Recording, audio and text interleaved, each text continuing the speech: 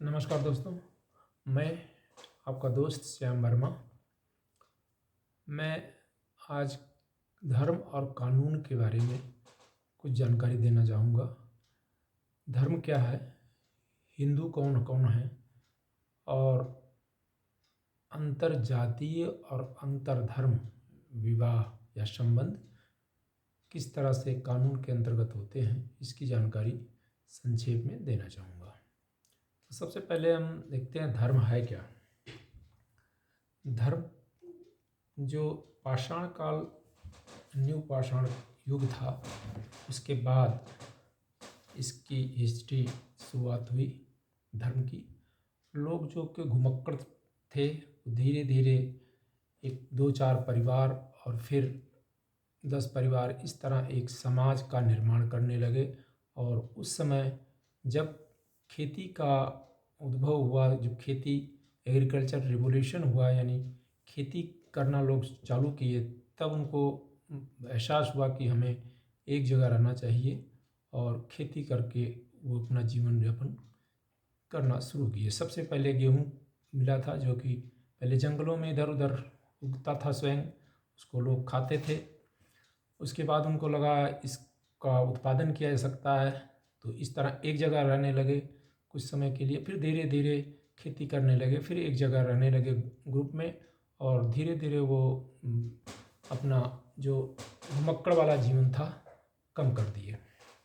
तो इस तरह जब इकट्ठा समाज रहने लगा तो उनको लगा कि उसके जो व्यवस्था है उसके लिए कुछ नियम बनाने चाहिए।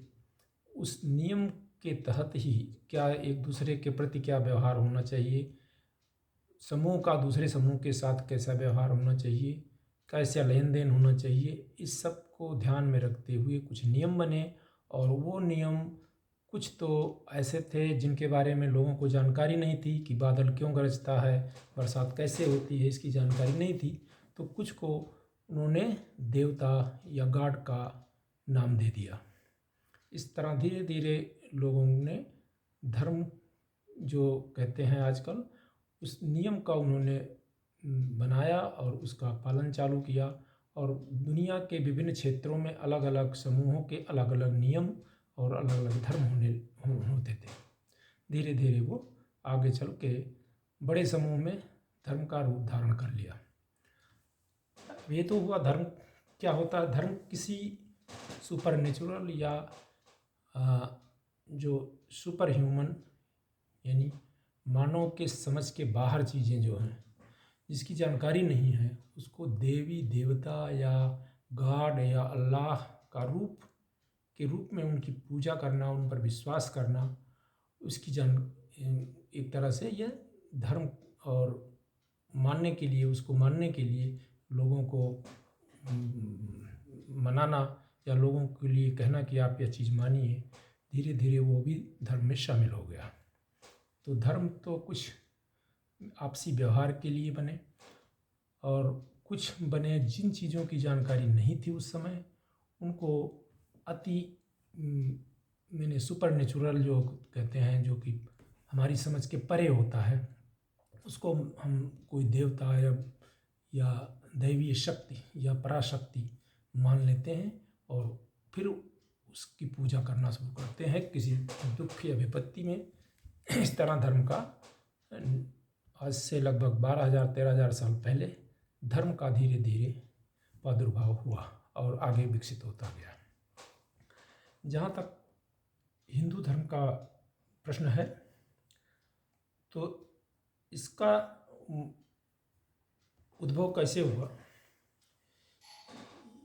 इंडिया में या इस सब कॉन्टिनेंट में विभिन्न देवी देवताओं की पूजा करते हुए और मानते हुए, और एक कॉम्प्लेक्स जो जटिल सामाजिक सिस्टम का निर्माण हुआ।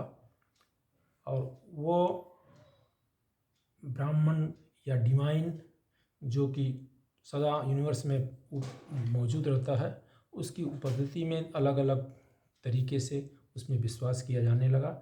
और इस तरह लाइफ स्टाइल और आत्म ज्ञान प्राप्त करने का एक साधन बताया गया। धीरे धीरे हिंदू जो सभ्यता है, हिंदू जो धर्म नाम हिंदू जिसका दिया गया, ये भी काफ़ी बाद में दिया गया। पहले जो हिंदू कुश पहाड़ या इंडस नदी जो थी, उसके दूसरी तरफ जो रहने वाले थे, यानी इस तरफ रहने वाले थे, वो यूरोपियन और बाकी जो सभ्यताएं थीं, वो लोग इनको कहते थे कि ये हिंदू हैं जो इंडस रिवर के इस पार रहते थे। इस तरह हिंदू नाम काफ़ी बाद 16वीं शताब्दी के बाद आया। पहले इसे सिर्फ वैदिक ही धर्म कहा जाता था। हिंदू शब्द का उपयोग तुलसीदास तक ने नहीं किया है, जो कि रामायण लिखा गया। तुलसीदास संवत 1680 में उनका देहांत हुआ, तब उन्होंने लिखा, उसमें भी हिंदू शब्द का उपयोग नहीं किया। लेकिन 16वीं शताब्दी से धीरे धीरे हिंदू शब्द का उपयोग उन लोगों के लिए किया जाने लगा जो वैदिक धर्म मानते थे, 4 वर्ण में विश्वास करते थे, उनको हिंदू माना जाने लगा। हिंदू ये जो सभ्यता है, ये इंडस या सिंधु नदी के पास इस पार की है। उस पार जो थे वो ग्रीक और पर्शियन जो थे, वो इस पार रहने वालों को हिंदू बोलते थे। इसके बाद मुनीर विलियम एक थे, ऑक्सफोर्ड स्कॉलर थे, और उन्होंने लिखा है, जो संस्कृत डिक्शनरी भी बनाई है। उनके अनुसार 16वीं शताब्दी के बाद में जो इंडिया के रेजिडेंट थे, वो अपने आप को धीरे धीरे एक अलग तरीके से, जो तुर्क से अलग थे, उनसे अलग होने के लिए हिंदू कहने लगे। 19वीं शताब्दी के अंत में ये हिंदू शब्द ज़्यादा पॉपुलर हुआ, और जो वैदिक रिलीजन था, वैदिक टर्म था, उसके लिए हिंदू का रेफरेंस दिया जाने लगा है।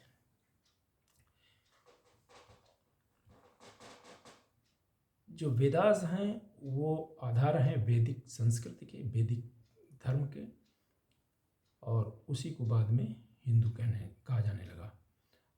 अब हम देखते हैं कि आज की स्थिति में हिंदू क्या है। जो संविधान है और कानून है, उसके अनुसार हिंदू को कहीं भी किसी भी संविधान में, भारत के संविधान में या भारत के किसी कानून में हिंदू को डिफाइन नहीं किया गया है। संविधान की अनुच्छेद 25 से 28 यह फंडामेंटल राइट सिटीजन्स को देती है कि वह उनको स्वतंत्रता है, वह किसी भी अंतर्मन के विश्वास, पूजा या किसी भी ईश्वर की में विश्वास, पूजा आदि में विश्वास कर सकते हैं। फेथ, वर्शिप, कॉन्शस को मानने के लिए फ्री हैं, और उनको यह भी अधिकार है कि वो स्वतंत्र रूप से अपने उस विश्वास को प्रोपोगेट करें, उसको व्यक्त करें। इसके लिए भी उनको अधिकार दिया गया है। लेकिन हिंदू शब्द का उपयोग, हिंदू शब्द की परिभाषा कहीं पर नहीं दी गई है।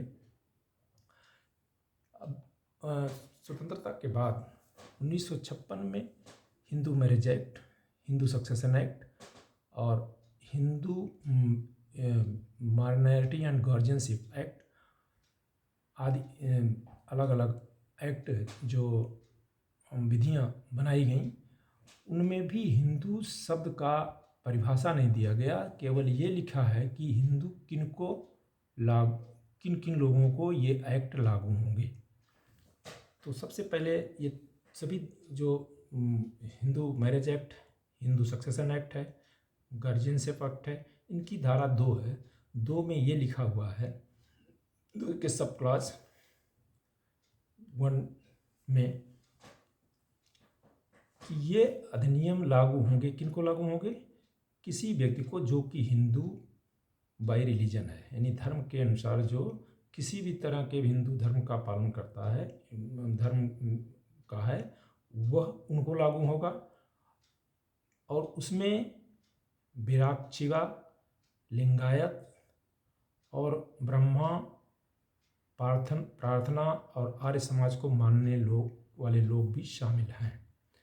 दूसरा है कि ये एक्ट उन लोगों के भी लागू होगा जो कि बुद्धिस्ट, जैन, सिख धर्म के हैं।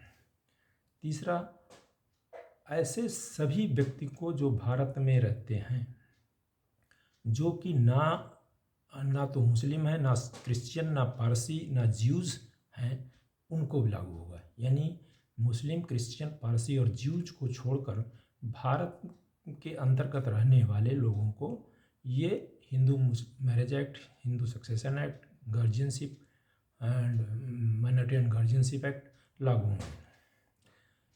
और इसी तरह के प्रोविज़न ये तीनों एक्ट में दिए गए हैं। तो इससे यह स्पष्ट है कि हिंदू शब्द की परिभाषा इन Hindu Marriage Act, Hindu Succession Act, Hindu Guardianship Act में भी नहीं दी गई है। सिर्फ यह बताया गया ये अधिनियम या एक्ट किसको लागू होंगे। तो किसको लागू होंगे? नंबर 1, जो किसी भी तरह से किसी भी फॉर्म में हिंदू धर्म को मानता है, जिसमें लिंगायत, प्रार्थना यानी प्रार्थना, आर्य समाज, ब्रह्मो, लिंगा और विराशिवा के मानने वाले हैं, उन शामिल हैं, उनको लागू होता है। ये हिंदू ला बुद्धिस्ट, जैनिस्ट और सिख को लागू होता है। यह उन सभी को लागू होता है जो कि भारत में रहते हैं, लेकिन वे मुस्लिम, क्रिश्चियन, पारसी और ज्यूस यानी के धर्म के मानने वाले नहीं हैं। तो इस तरह हम समझ सकते हैं कि हिंदू शब्द की परिभाषा ना तो कॉन्स्टिट्यूशन में है, ना तो इसमें क्या नाम हिंदू से संबंधित जितने एक्ट बने हुए हैं उनमें है। ये बात सुप्रीम कोर्ट ने सूरजमणि स्टेला कुजूर बनाम Durgacharan Hansda 2001 AIR Supreme Court Cases Weekly 711 में कहा है कि इस एक्ट के अंतर्गत ये एक्ट उन सभी को लागू है जो हिंदू हैं, जो बुद्धिस्ट हैं, जो जैन्स हैं, जो सिख हैं। इसका मतलब ये हुआ कि हिंदू की परिभाषा मैंने हिंदू एक्ट के जो लागू होते हैं वो इन सभी को लागू हो रहे हैं जो मैंने ऊपर बताए वो सभी एक्ट, चाहे मैरिज संबंधित, सक्सेशन संबंधित, गार्जियन संबंधित, एडॉप्शन से संबंधित एक्ट भी उसमें शामिल है। कॉन्स्टिट्यूशन में केवल ये बताया गया है कि subject to public order, morality, health and to the other provision of this part, all persons are equally entitled to freedom of conscience, the right freely to profess, practice, propagate religion। यानी अपने अंतःकरण को मानने के लिए स्वतंत्र हैं, साथ ही उनको यह अधिकार है कि वह स्वतंत्र रूप से अपने धर्म को माने, उसकी प्रैक्टिस करें, उसका प्रचार करें, ये भी दिया गया। इसमें भी कहीं पर भी हिंदू की परिभाषा नहीं दी गई है। इस तरह हम कह सकते हैं कि हिंदू शब्द कहीं भी आज के कानून में भी परिभाषित नहीं है। और जो पुराने समय में था कि जो ग्रीक आए, पर्शियंस आए, तो वो सिंधु नदी के इस पार के रहने वालों को हिंदू नाम से संबोधित करते थे। बाद में यहाँ के लोग जब बाहरी आक्रमणकारी आए, जो बाहर से लोग आए, तुर्किश से अलग करने के लिए अपने को हिंदू कहने लगे, जो कि तुर्किश नहीं थे। इसमें भारतीय संविधान की धारा 25 में सिख को कृपाण रखने का भी अधिकार दिया गया है और उनको भी हिंदू के साथ ही रखा गया है।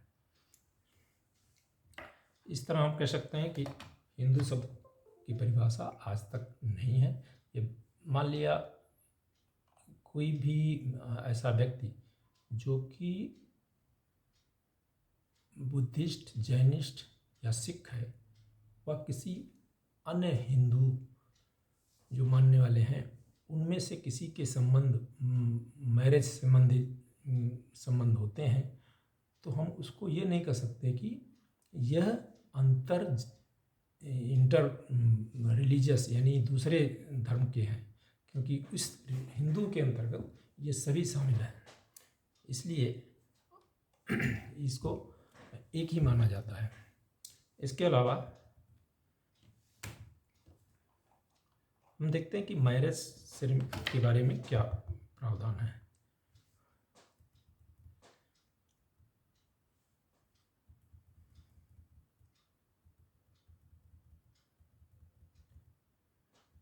मैरिज के बारे में हिंदू मैरिज एक्ट बताता है, जैसे आपकी बात मैंने बताया ऊपर की, वो हिंदू शब्द में सिख, जैन और बुद्धिस्ट शामिल हैं, उनको यह एक्ट लागू होता है। हिंदू मैरिज एक्ट की धारा 5 में ये बताया गया कि शादी कैसे होगी। तो इसमें यह कहा गया कि जिनको भी ये अधिनियम लागू होता है, यदि वो दोनों हिंदू हैं तो उनमें निम्नलिखित कंडीशन होनी चाहिए। पहला तो वो कि उसके पास कोई जीवित पति या पत्नी नहीं हो उस समय, शादी के समय अविवाहित हों दोनों, कोई उसमें विवाहित नहीं हो, वैलिड कंसेंट यानी स्वतंत्र अपनी अनुमति देने के लिए सक्षम होना चाहिए, उसको किसी तरह की ऐसी बीमारी नहीं होना चाहिए कि उसकी सोचने समझने की शक्ति खत्म हो गई हो, यानी अनसाउंड माइंड या इंसेनिटी नहीं होनी चाहिए।